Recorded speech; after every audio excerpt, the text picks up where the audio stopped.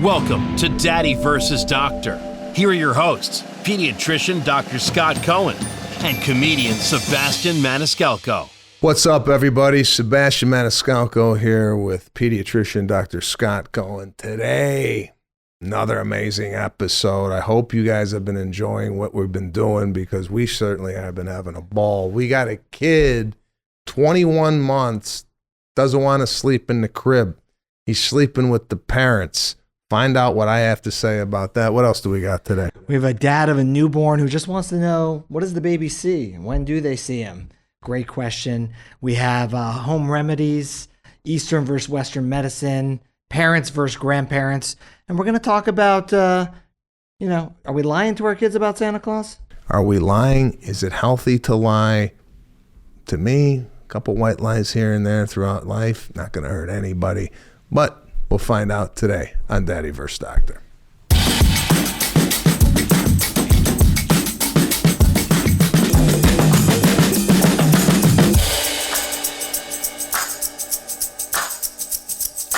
Hey, Doctor Sebastian. How's it going? Just finished dinner. Sorry. Oh, what'd you eat?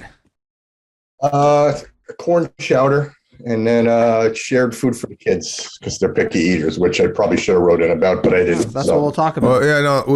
Let's stay here for a minute on the picky eater thing because this is an issue that I could relate to. How old are the kids? 11, 8, and 6. 11, 8, and 6. So when you make dinner for them, do you make one dinner as far as the type of food and they all have chicken, all have steak, or does one kid like chicken, other kid likes grilled cheese? Are you making 3 separate meals? They all like different things. Tonight was more of a charcuterie, so to speak. Wow. Meat, cheese, grapes, strawberries, everything like that. So they all just pick, but I try to stick to one meal for them, and then one meal for my wife and I because they don't eat corn chowder or chili or any of that stuff. Okay, so what is... We probably caused this whole thing. I don't remember being this picky as a kid. The only thing I didn't like was liver on Friday. My mother made liver for some reason. I hated it, but she's like, you need the iron. Other than that, my kids, I don't want this. I don't want that. I thought my kids were going to be unbelievable eaters because they were eating everything when they were really small. And you're on the move. On the move. Getting a second bowl of chowder. What are you getting robbed? Getting robbed. You're running in the basement. What is this, a safe room? This is the safe. This is where we come for tornadoes. My 11-year-old likes to DJ, so he's got DJ music going on upstairs. My little guy's playing hockey. Let's talk about this. Let's talk about this. The poor man owns the home, right? And he's in the tornado shelter. He's got to go in the tornado shelter to take a call. Growing up, my dad would have told me, get in the basement or stop doing the DJ thing. I'm on the call. What happened to us? Oh my God. Did you have choices when we go back to the food? You didn't have choices. Yeah, I didn't have choices. That's the difference. Yeah, I got what was on the table. Right. If I didn't eat it, that was it. Right. So we do it wrong in my house. My wife, I feel bad. She's a short order cook. 4 people, 4 different meals. Yeah. Usually, the same thing as my wife, but the girls, one's ordering from this place, one ordering from this place. We do it totally wrong because in theory, it should be we made these 3 or 4 things, and if you want it, great, and if you don't, all right, come back when you're hungry. Yeah. And then you start them early with a lot of variety, so hopefully they gain a palate and they want to try new things and instill in them. Thankfully, kids grow off sunlight and air, right? Yeah. So now that you're in the dark, did you have a specific question? Beautiful ring light, by the way. No, this is just the hallway light. It's I know. The boob light up. So my 6-year-old has been sleeping on the floor for the past 9 months. No issues. Sleeps great. Yeah. Has, right next to his bunk bed, he shares a room with his 8-year-old brother, and the 8-year-old passes out in 4.5 minutes. The little guy just one day wanted to sleep on the floor and has been steadfast in sleeping on the floor since. And I can't figure it out. He's a big fan of like the living room sleepover. He really gets pumped up for these, and nobody else likes them. And I'm the one who winds up sleeping out there with him. I mean, we all do, but they trickle into their bedrooms. But I don't know, like. You see a problem? You see it? No, I mean, probably late night DJing. But no, I don't see a problem. He wants to sleep on the floor, let him sleep on the floor. I mean, kids, they like things that make them feel comfortable. Kids build forts. They use their imagination. It sounds like this is just a place that it's his place and he's comfortable. So if it's not hurting anybody else in the house, I don't have a problem with it. Do you? Where do you sleep? I sleep on the bed, in the bed. I won't see a problem with the kids sleeping on the floor. I mean, if, like you said, if it's where he feels most comfortable, why not let him sleep there? I think the fear a lot of parents might have in looking at that behavior is like, okay, that's kind of not what the norm is. People are sleeping in beds and he's on the floor. I don't know. I think it's okay. Yeah. Why? Do you have a problem? I have no problems with it. I mean, he sleeps fine. He's the third child. He's tough. He's difficult. He's stubborn. So we're just like, all right. Yeah, I think we pick our battles, and that's a battle I wouldn't fight. No, I don't fight it. I don't fight it. It's like, all right, well, eventually it'll grow out of it, I guess. But for now, he's on the floor. I guess they say sleeping on the floor helps your back, right? So maybe he's got a great back. When he's eventually married, he'll grow out of it. He'll have to. When he gets married, he's going to go from the floor to the couch. Yeah. But all right. One other was wipes, baby wipes. There's no issue. Like all the kids like wiping their asses with wipes. This is normal, right? I use them. Is that too much information? Well, no. I mean, here's one though. Here's one. So we've been using wipes. We got a 5-year-old and a 3-year-old. There was some plumbing issues, right? Yeah. Plumber came over and said, "Yeah, you're not supposed to be putting wipes down the toilet. It clogs the drain." All right. So my question to the plumber was, what am I going to do? Wipe my ass and then throw it in the garbage? No, they're supposed to dissolve. It says on it, plumber friendly. No. Mine say plumber friendly. If you cleared out the drains in your house, you would see a huge amount of wipes. How often are you guys in the bathroom? We're in there a lot, especially me. I live in there. I know. So as far as the kids using it, I don't have a problem. No problem with it. All right, go. I like this. I hope you're safe. Wipe away, bro. Yeah, no, we're safe. It's just there's a lot of leaves outside. I was blowing them all and raking them and mowing over them today. It was I'm in Connecticut, so New England fall is in full effect now. So there's a zillion leaves. Oh yeah. Well, go rake your leaves, bro. Thanks for calling and thanks for some tips on the charcuterie plate. Talk to you later. So this I don't know, anything out of the ordinary. People think something's wrong. Maybe that's not that guy, but I don't know. If I saw Serafina sleeping on the floor, I'd say get up and get into bed. No? Yeah, you would. And she'd probably do it. No, but to your point, I think a lot of these calls, right? People just want to know, is it okay? Yeah. And most of the time it is, thankfully. Yeah. And there are times to worry and times not to. Sleeping on the floor for a little while, probably just a phase. Sleeping on the floor never hurt anybody. All right, what's up, guys? Give us a second. We're going to go set up downstairs where it's quieter. It doesn't have to be quiet. This is what we do. Yeah, this is Dr. Cohen's life. So I didn't even hear a baby crying. How old's the baby? She's 2 months as of yesterday. Congrats. Thank you. So we had it on the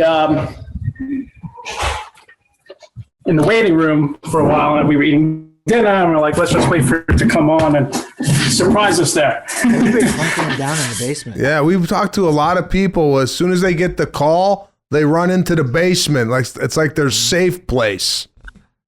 Yeah. So congratulations on the newborn, 2 months. So what's the question today? So we're new parents. So I have a 22-month-old little boy. His name is Lennox. I'm going to say his name. I watched a podcast before. You asked somebody their name. They were like, whoa. We also have the 2-week-old girl named Vienna. Great kids, and we're our main problem right now. I hate to say, my kid has a problem, but basically he doesn't like the crib. He's just very I watched episode 3, and when I saw the guy with the sleeping issue, I'm like, oh, great. He kind of has the same problem as I do. I'm never going to get on the show. But he is petrified of the crib. So it's just it's not about putting him down. The minute he sees it, it's just he starts crying. So therefore he sleeps in our bed. Yeah. And he doesn't usually go to sleep till 9:30 or 10. Yeah. So there's that too. So it's this is gotta be hard with a newborn, right? You're up with a 2-month-old every couple hours. So you guys are getting no sleep. Yeah. You look good for no sleep. Well, because then I don't have my husband bothering me. yeah. Okay, so kid doesn't want to go in the crib, cries, what have you. Just hearing that, I say you still go in the crib, even though he's gonna cry and it's gonna sound like hell, right? And then this is my head. Believe me, this is not this. My information is not backed by any type of medical research. This is just my own opinion. Puts him in the bed, cries. Yeah. Keep doing that. Yep. It will then go away. Yeah. I think you're right. Honorary doctorate we'll give you. That's it. No, I think if you're up for it, especially with a 2-month-old and you're going to be up every couple hours and you need to get some sleep, it may involve some sleep training. I don't think he's, petrified of the crib in the sense of it's a scary place. He just prefers the comfort of being with you. So he knows if he screams, he gets what he wants, which is being in bed with you, which makes it hard. So there's a couple ways of sleep training at this age. And I recommend doing it before he gets into a big boy bed, because then, we're roaming the house and we're, climbing out windows. You have the baby jail for you now. So don't do the converter for the toddler, because I was about to do that. I was maybe I make it a safe place. Yeah, I think it's going to be harder to sleep train when he's able to get out of the bed. So, there was a point he was sleeping in the crib, right? He was. Yeah. And you know what? I think it was our fault. At 2 a.m., you have what your baby book brain says, and then what your tired brain says. 100%. And my tired brain says, I'm going to just bring him into bed because he falls back asleep, and we're all going to sleep. And that was it. Right. Versus, rock him and soothe them and throw him back in there and have him to wake up again. Yeah. Short-term gain because you just want some sleep, and long-term, this misery. Yeah. So, so then it eventually turned into, we just skipped the crib part and he just came right into our bed. And look, if you don't mind him in bed with you, and now it's stuck. Yeah. I mean, look, as a parent, if you don't mind your child in bed with you and they're sleeping well and you want that, there's nothing wrong with that. There are families who like that. I wake up with a foot in my face every morning. If you don't want that, then you got to do some version of sleep training. And it's exactly what you said. Bedtime routine in the crib. He's screaming. You're going to go in at intervals. We've talked about this. 5-minute interval, 10-minute interval, 15. But you're going in till he falls asleep. And if he does in the middle of the night, you're doing that again. But he can't get picked up or into your room for that 10-hour block at night. Otherwise, that's going to fuel him crying. So he has to learn to self-soothe. The other way of doing it, that's a quick way. It will take 2 or 3 nights, and it's going to be miserable as a parent to listen to and really, really hard, but it works. The longer way is you're going in there every time he cries and you're sitting next to him and you're holding his hand, which sometimes work. And then you gradually move yourself further from him, move halfway across the room, move in the doorway. The problem with that process, it takes a long time. And usually as long as he can see you, he's screaming bloody murder for you. Listen, I'm gonna be very transparent with you. Get the kid out of the bed right now. Get him in the get him in the crib, because 22 months is going to be 3 years. Yeah, going to be 4 years, and you're going to have a 9-year-old sleeping in your bed. And how do you get rid of that? It's harder. So I know, and you gave me the best advice. The kid ain't hurt. He's safe. He's in the crib. Yeah. Nothing's wrong with him. Yeah. He's just crying. So you go to sleep, you shut it out, and it's going to be miserable because we did it for 3 nights. And then it's going to be smooth sailing. Yeah. But the more you put the kid in the bed, he ain't going to want to go back in the crib. Because he's learning, he's getting what he wants. He loves the Tempur-Pedic, he's used to it. No, I know. You find whatever interval you feel comfortable checking on him, the longer the better, and teach him that for this 10-hour block, he doesn't get what he wants. In the essence of in your bed, he has to sleep in his own bed, his own room through the night. And honestly, he's going to be a better sleeper. You're going to be a better sleeper. And you can tend to the 2-month-old. And if this continues, you're going to have a 2-month-old in your bed soon. Yeah. So I know a family right now that all 5 of them sleep together. Just get a bigger bed. Yeah, they had a custom made bed built for 5. So yeah. Yeah, I mean, if I could offer you any advice here, I think you got to cut this now because the longer it goes on, the harder it's going to be. And we know it's not easy. We both went through this. I mean, I got called names by my wife, and it was horrible. But my girls have been good sleepers, and everybody's happier once it happens. But he's going to go leave the house and go to college one way or the other. To make the crib a little more enticing at night? Like, should it be completely pitch black? Or should we do a little night light, maybe a little music? Like, so if he wakes up in the middle of the night. You can do any of those things, but I don't think that's the reason he's screaming. He's screaming solely to get you to pick him up and take him in your bed. You could put Moulin Rouge in there, and he's still going to cry because it's not you. I don't even know what that meant. Well, I don't know. I got it. So, anyway. All right, guys. Thanks for the call. We really appreciate it. Thank you so much. No really problem. Big fan of you, Sebastian. Thank you so much. You got it. Take care. Even on things like this, they just want somebody to tell them it's okay to let their child be in the crib. Yeah, no, I mean that's what you're just looking for. Someone like yourself who's been there, done that. Yeah. Not only as a parent but as a doctor, it's okay to leave the kid cry. You would do soundproof room, headphones, and I'll see you in the morning. That's one thing I really stuck to though. Growing up when the kids were that age.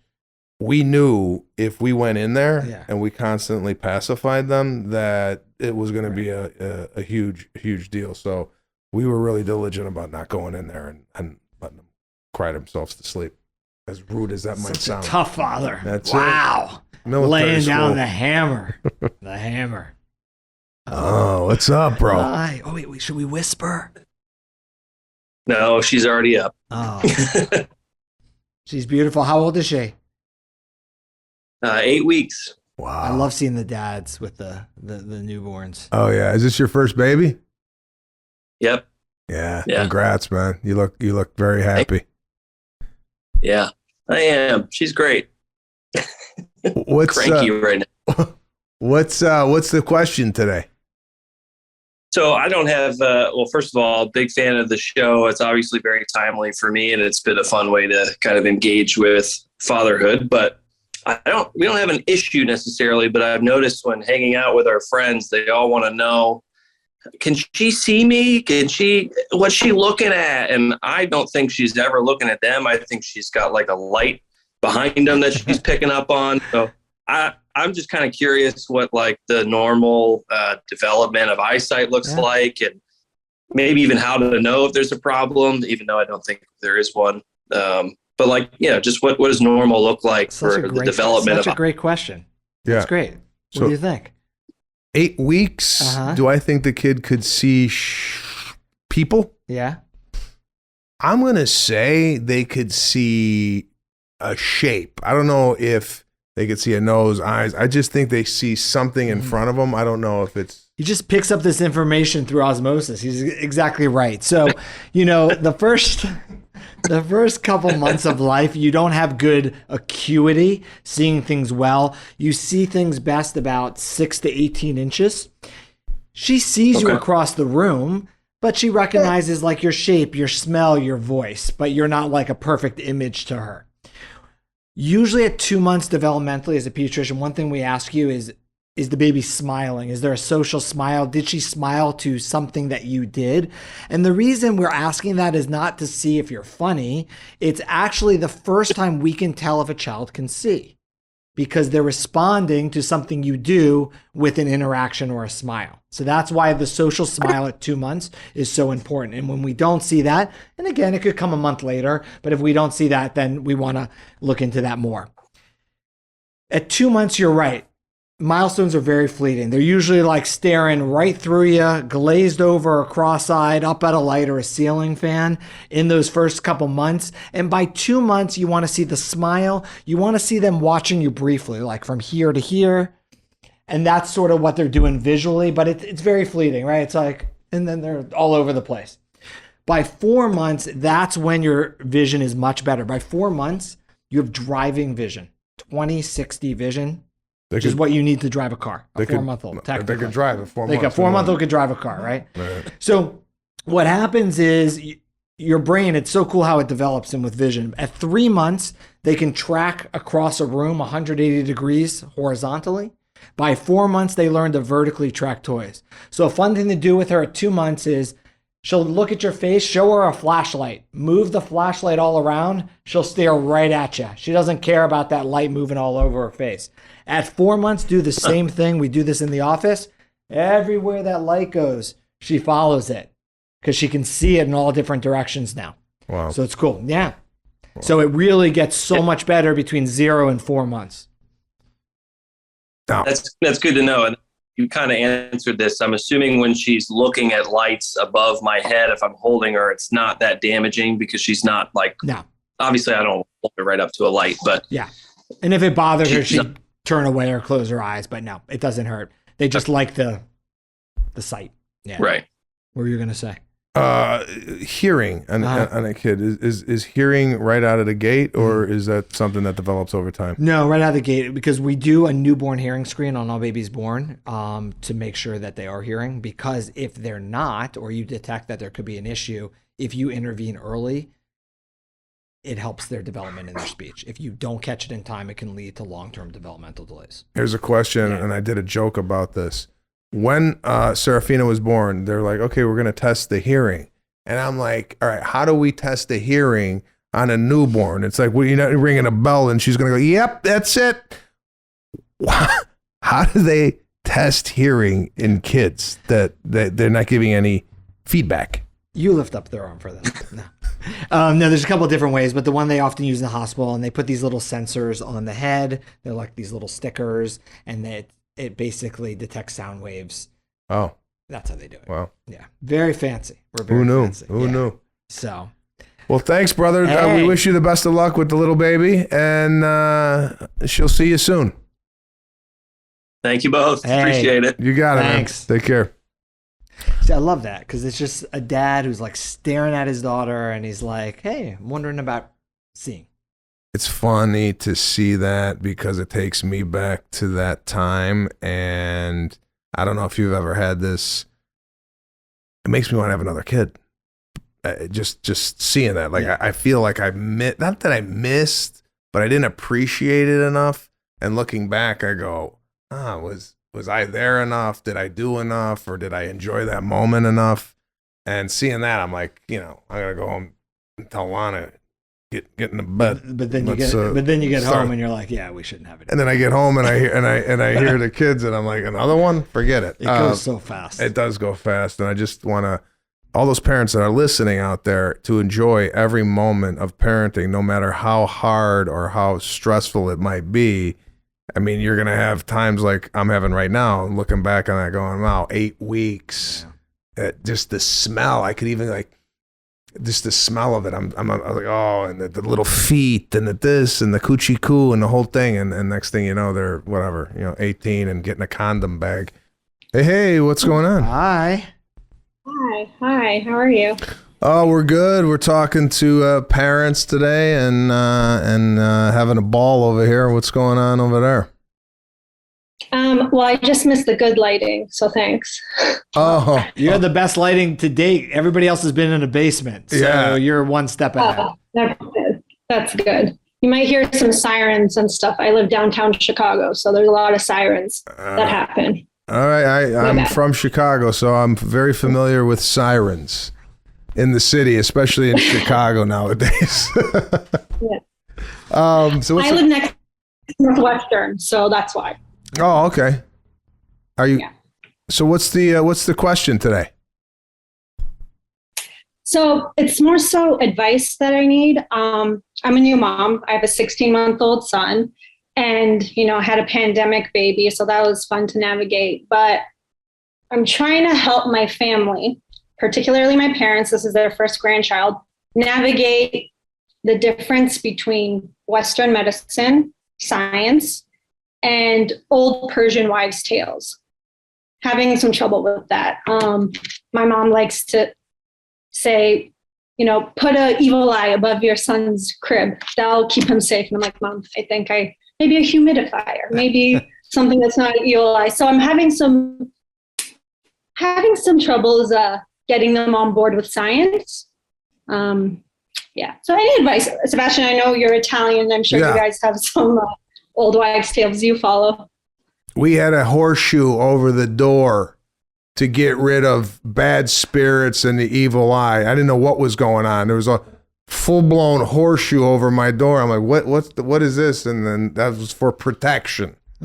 Now, I don't think, and listen, I love the old school mentality, and I think you could learn a lot from your parents, your grandparents, because today, a lot of the times you go to a doctor and you get the advice from the doctor, because the doctor now has been really accessible to the families.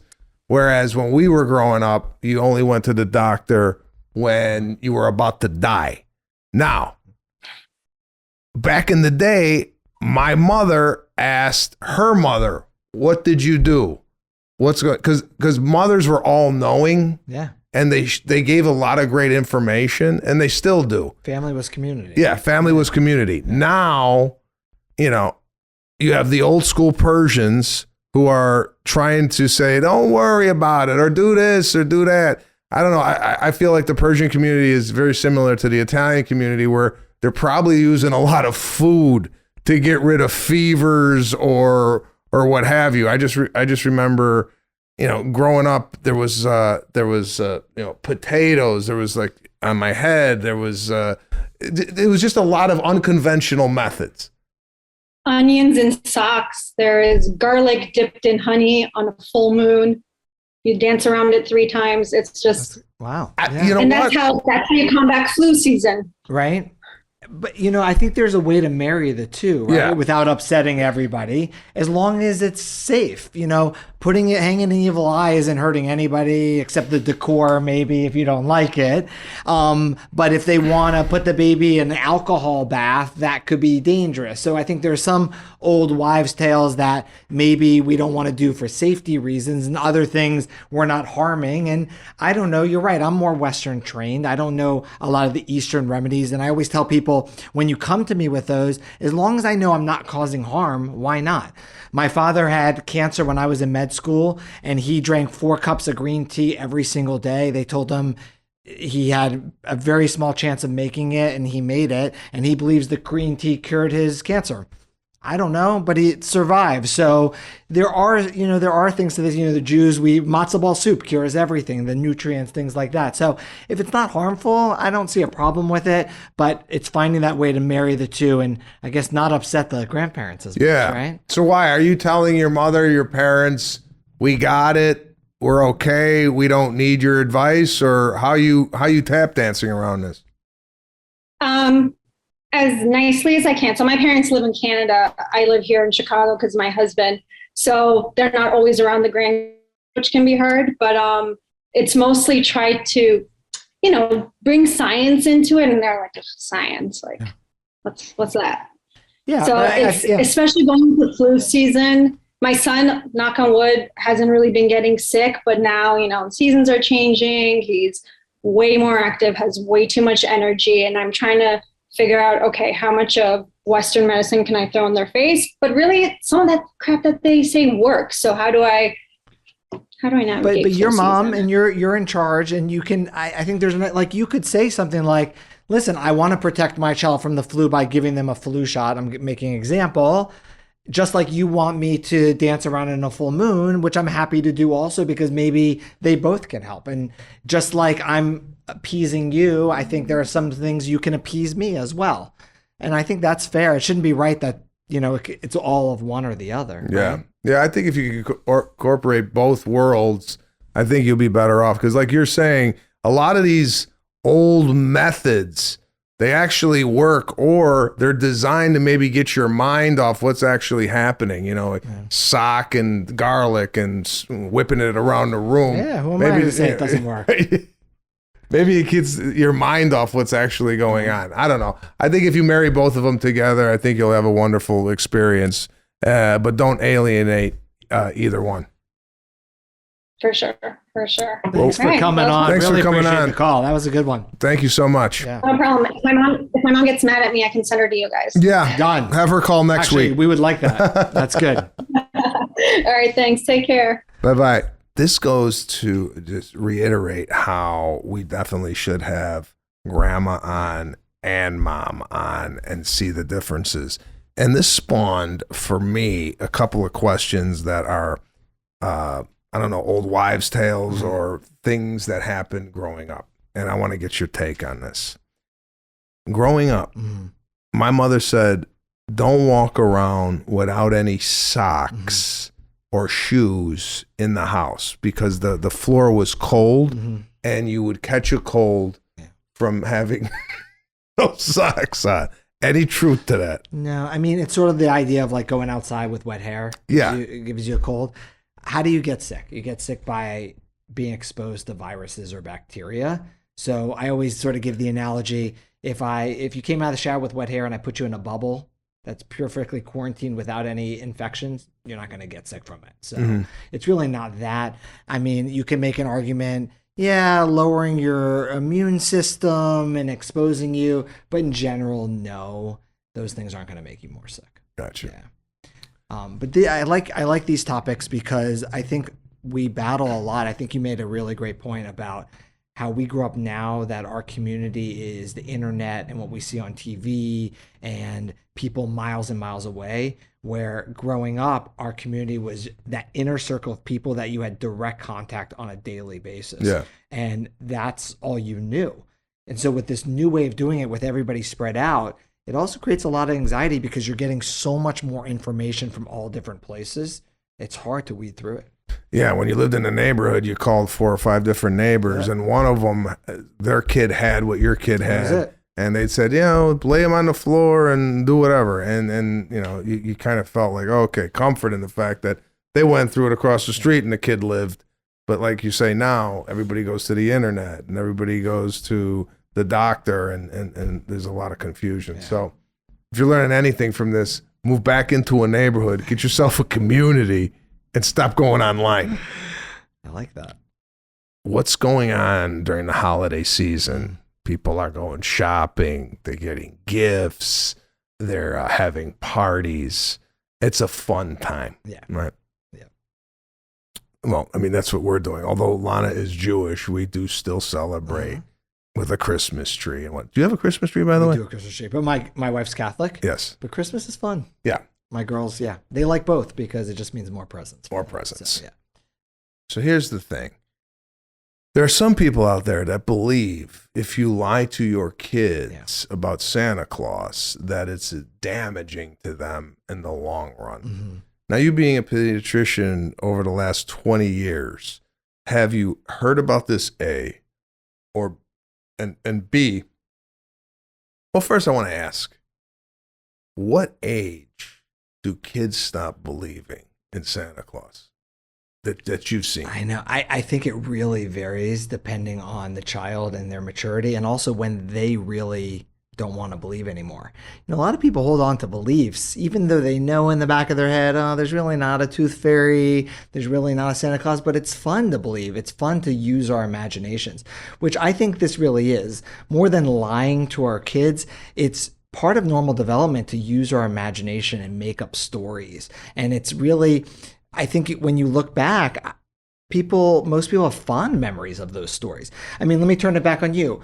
In your adult life, how many people have you interacted with that have told you, you know, because my parents told me there was an Easter bunny or Santa Claus or a tooth fairy, I can't believe anything they tell me because they were lying to me all those. Have you ever come across that person? No.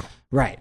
Either have I, and I understand that's what's said, but I also see the other side where we look back at these stories and our childhood with a lot of fond thoughts. And there was actually a study on this where they did look back, and most people recalled, even though knowing their parents lied to them, they looked back fondly on those memories, not negatively. I think it's a fun thing for kids to believe. Yeah, I think it is too. However, I think parents, particularly today, are leaning heavily on Santa Claus and now recently Elf on the Shelf for parenting. For example, and I've had an argument about this with my wife, Lana. In April, she's going, Santa's watching you, right? And in my opinion, I'm like, you don't bring Santa into the equation until shortly after Thanksgiving. Because if you bring it in April, you got really no, you know, like in May, they're like, all right, is he really watching? Right. It's 8 months away. I thought she brought it in too early. But this Elf on the Shelf now has basically become a discipline tool, which I'm not really fond of. I'm not fond of giving an elf on my shelf this much power in my house. Yeah. Right. And not that, you know, we joke about it, but there are some people out there that believe that you are corrupting your child's mind by telling him that there is make-believe. And even my own daughter, who's 5.5, I think she thinks there's no Santa. Yeah. Because she's like, Daddy, oh, it's just pretend. Not Santa, but like she knows pretend over reality. But I think that's part of good normal development. Part of that, using the imagination, making up stories. And yeah, some 5-year-olds are already like, psh, this is all BS. Yeah. Other kids are much, much later are holding on to it and then find out from their friend in 6th grade. They're like, what do you mean there's no Santa Claus? And ruin it for everybody. You know, using it for discipline, I think it's hard because I think most of us don't follow through, right? How are you going to say something in May and then you're going to tell me they're going to be perfect till December? Or that they know, you know? So I think that's difficult. I mean, my daughter, I'm trying to think, Elf on a Shelf, I remember with my daughter, she started, you know how you're not supposed to move it? You know, because it loses its powers. And then she started moving it without us knowing. And then she came to us and said, I move it and nothing happened. So I know this isn't real. So like she outsmarted us and the Elf on the Shelf. They haven't figured it out yet, huh? No, I don't think they figured it out. But I think Serafina is privy to that things are pretend. Although she asked if the Grinch was coming to the house this year because the Grinch showed up at her birthday party, or Caruso's birthday party. So I think there is some belief still there, and I want to, you know, hold on to that as long as I possibly can. And then they see 7 Santas, and then they're finally like, oh, and you're like, oh, but that's not the real Santa. That the other one's the real one. I know. That's what I thought. We go to the mall, and Santa's at the mall. But then we go to another mall, and Santa's at that mall. Santa's helpers. Yeah, but aren't they putting it together? Like, all right, how many plates? But you guys do elaborate. Your family, well, Lana and her family does elaborate Elf on the Shelves. So maybe they're doing it more for themselves than the kids. No, absolutely. I think my sister-in-law is doing it so she could show everybody. Look at what I do. I'm so creative. You could care two shits about what the kids think about it. I'm just kidding, Heather. Relax. So that's our show today. I got to tell you, a lot going on here today. A lot of people in the basement. A lot of people in the basement. We had a question today come in, which I thought was fascinating. And I hope you guys did too, in regards to when can an infant start seeing? We haven't got a question like that. Yeah. What else did we have on the show today? Do you know? If you don't, I could come right back. What else did we have? We had a guy talking about food and picky eaters. Yes, that right? is true. Which was fascinating because my kids are picky eaters, and I'm wondering where they're actually picking up from their mother because she's extremely picky. Oh, we had a 6-year-old who likes to sleep on the floor. 6-year-old who sleeps on the floor. Right. It's okay. You want to sleep on the floor? Sleep on the floor. And lastly, do you have one? I had one. Go ahead. We had daddy versus grandparents, which we're gonna elaborate on in the future. But the idea of parenting nowadays versus the olden days, Eastern versus Western remedies, which I think is a hot topic these days. Yeah, guys. If you want to see an episode solely wrapped around like grandparents coming on with their son or daughter and having them kind of duel it out with what should be done in the parenting world, comment below. Let's get some interaction here, people. It's just not about Dr. Cohen and myself. It's about you as well. We read the comments, do we? No, but let's get parents and their parents, so parents and grandparents on. Yeah. Let's bring up some topics. Let's see how each one can handle it. Let's have like a battle royale of families right before they get together for the holiday, so they're all talking to each other. Yeah. Amen. If you want to be a guest on this show, daddyversusdoctor.com. If you want to email us directly, daddyversusdoctor@gmail.com. Leave your question or your concern, or if you need some advice in the email, Patrick will get back to you. Hopefully we'll have you on the show. And until then, happy parenting.